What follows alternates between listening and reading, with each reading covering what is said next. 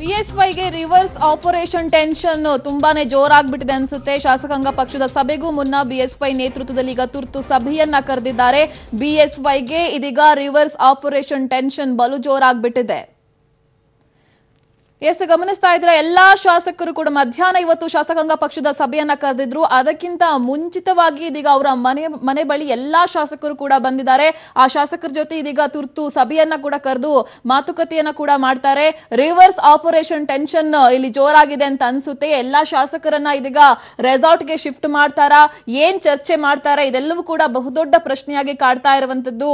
ನಾವು ಆಪರೇಷನ್ ಮಾಡ್ತೀವಿ ಅಂತ ಹೇಳಿ ಮೌನವಾಗಿ ಎಲ್ಲವನ್ನ ಕೂಡ ಮಾಡ್ಕೊಂಡು ಬಂದಿದ್ರು ಕಳೆದ 2-3 ವಾರಗಳಿಂದ. ಬಟ್ ಈ ಎಲ್ಲಾ ವಿಚಾರಗಳು ದೋಸ್ತಿಗೆ ಯಾವಾಗ ಗೊತ್ತಾಯ್ತೋ ಇನ್ನು ಹೀಗಿದ್ರೆ ಸರಿಯಾಗೋದಿಲ್ಲ ಅಂತ ಹೇಳಿ ಎಲ್ಲಾ ಶಾಸಕರನ್ನ ಇದೀಗ ಕರೆದಿದ್ದಾರೆ. ರಿವರ್ಸ್ ಆಪರೇಷನ್ ಭಯ ಇವ್ರನ್ನ ಕಾಡ್ತಾ ಇದೆಯೋ ಗೊತ್ತಿಲ್ಲ.